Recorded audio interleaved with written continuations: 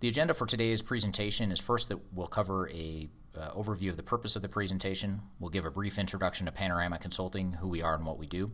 Then we'll get into implementation results of SAP versus Oracle implementations. And then we'll look at post-implementation results for the average SAP and Oracle implementation. Then we'll summarize those results and share some closing remarks at the end of the presentation. So the purpose of this presentation is to provide an independent and objective comparison of the leading ERP Tier 1 vendors, SAP and Oracle. We're going to look at the strengths and weaknesses and trade-offs of both solutions, and also going to provide realistic expectations for companies that are about to embark on an SAP or Oracle implementation. Our goal is not to declare a winner, but rather just to show what the strengths and weaknesses and the trade-offs are for each package. And perhaps most importantly, Panorama is not affiliated with SAP, Oracle, or any other software vendor. So today's conversation is very much an independent and technology agnostic view of the two solutions. Before we get started, though, let's talk a little bit about Panorama Consulting Group. We are a niche consulting firm that focuses on the ERP space. We do three things and three things only. First is ERP software evaluation and selection. Second is implementation project management. And third is organizational change and benefits realization, all related to ERP initiatives. We have experience with over 150 different ERP solutions, including SAP and Oracle, and we are vendor independent. Our broad and deep expertise covers the entire span of Tier 1 solutions like SAP and Oracle, as well as Tier 2 and Tier 3 solutions. For example, Infor, Epicor, NetSuite, Plex Systems, SysPro. There's a number of different solutions we work with. This is just a partial representation here today.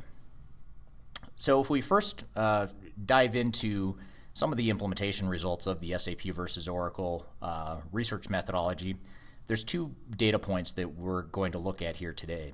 First is Panorama's 2010 ERP report, which is an independent study that we conducted late last year of 1,600 different ERP implementations across the globe, companies of all different sizes, all major industries, and about half of those respondents were using either SAP or Oracle, which is the focus of today's conversation. So that's the first data point. The second data point we look at here today is Panorama's client base and our ERP evaluations. We'll look at some of the functional comparisons that some of our clients have used to evaluate SAP versus Oracle in terms of the functional ratings and functional scores that they've provided based on some of our ERP evaluation projects that we've done with those clients. So one of the first metrics we look at is global market share. If we look at the market share for SAP and Oracle, you can see that SAP leads the market at 32%, followed by Oracle at 23%. And you can see that 30% of the market is Tier 2, Tier 3, and best-of-breed solutions, and Microsoft has 14% of the marketplace. So this market share that we estimated based on the benchmark study that we're going to go through here today is very consistent with what most industry analysts estimate the market to be. So if we start off by looking at the short lists and selected vendors of SAP versus Oracle, as well as how those two solutions compare to some of the other industry leaders, if you look at the left side of your screen, you can see that the top three shortlisted systems are number one SAP at 20%, followed by Microsoft Dynamics right at about 15%, and then Oracle's eBusiness Suite is shortlisted about 10% of the time. So again, this metric on the left just looks at how often are each of these solutions on any given organization shortlist. And as you move to the right, you can see once one of these solutions is on the shortlist, how often is that product selected. So you can see that Oracle's PeopleSoft actually has the highest selection rate once it's shortlisted. Again, keep in mind that's only once it's shortlisted. So that 66.7% for Oracle's PeopleSoft doesn't suggest that Oracle is selected 66% of the time. Rather, it suggested it's selected 66% of the time that it's on a shortlist.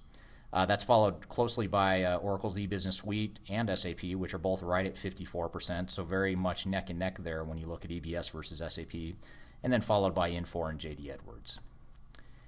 If we look at the average implementation duration, you can look at some of the metrics to the middle and lower side of your screen. Some of the conclusions we can make here from these numbers are that SAP in general is going to take longer to implement on average, but if you look at the likelihood of finishing earlier than scheduled, it actually has a higher likelihood of finishing ahead of schedule. So While the overall average might be higher, the likelihood of finishing earlier is a bit higher as well. When we look at Oracle, it takes less time to implement on average, and it's, on the flip side, a little bit less likely to finish earlier than scheduled. So what we like to look at as that average number, because that really gives you a picture of what the overall market is looking like. And Oracle generally is implemented in less time, about a month less, close to a month's less time than SAP is. Now, if we look at the average total cost versus budget, you can see that SAP is slightly more likely to go over budget and slightly more likely to finish on budget. Again, those numbers may sound a bit contradictory, but if you kind of break down the numbers there for the averages as well as those are the finishing on and under budget, you can see there are some differences there. And if we look at Oracle, is slightly less likely to go over budget and also at the same time slightly less likely to finish on budget. So those are kind of the implementation results, the average time and duration required to implement the two solutions. But what happens once the software solutions are in place? Now, if we look at the payback period, you can see that both solutions at the bottom of your screen provide a payback of about 3 years. So in other words, from the time the investment is complete in the software and the implementation and the total cost of ownership, it's anywhere from 2.9 to 3.2 years to recoup that cost. The variance of those payback periods are similarly very close. So there's very little variance between the two products, and they both have very comparable variances. And you can also see the distribution there of how the average company, how long the average company takes to recoup those initial costs. If we look at overall user and executive satisfaction, you can see that we look at the percentages that are at least somewhat satisfied with the solutions. And Oracle has a higher satisfaction level overall than SAP, and both are slightly higher than the industry averages. So these numbers here compare each other neck to neck, but if we compare these two numbers to the industry averages, they are a bit higher. However, I will say that the industry averages are not overwhelmingly positive, even at 71 to 74% here satisfaction level. That just means that 71 to 74% are at least somewhat satisfied with their implementation and with the software they're using. If we look at benefits realized, we can see that SAP is less likely to achieve at least 50% of the expected business benefits, while Oracle is more likely to achieve at least 50% of those expected benefits. So you can see a bit of a variance there when you start to look at the business benefits realized. Now, when we look at functionality ratings, which this is the data point that comes from Panorama's client base, and these are the average scores that our clients have given each of the two packages. And we limited this data set to our clients that looked at both SAP and at Oracle EBS. And you can see that there is trade-offs here. In the case of SAP, these are the areas highlighted in green. Some of the areas where SAP excelled were logistics, global sourcing, order-to-cash, warehouse management, and repair and returns. While on the other hand, Oracle was stronger in sales and marketing, finance and accounting, product configurator, procure-to-pay, and production operations.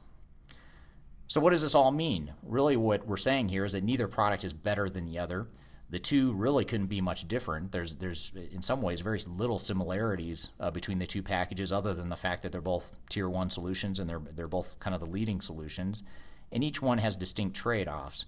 And really the lesson learned here and the bottom line is that your requirements and your business needs are what's really important here. And it's very important to understand what those business needs are as part of your evaluation process. If you'd like to learn more about our research and read the report in more detail, you can download the full white paper on our website at panorama-consulting.com. Follow the link here on your screen, and you can download the white paper, which is entitled Clash of the Titans, SAP versus Oracle. And you can read a lot more detail there of how the two compare in functionality, implementation results, and we even talk a little bit about product roadmaps and some of the other factors that we didn't discuss here in today's presentation. Ways that Panorama can help you in your ERP initiatives, or we can help you with the ERP selection process. We can help you with perfect fit, rapid selection. We also help with vendor and contract negotiations, implementation planning, implementation project management, and organizational change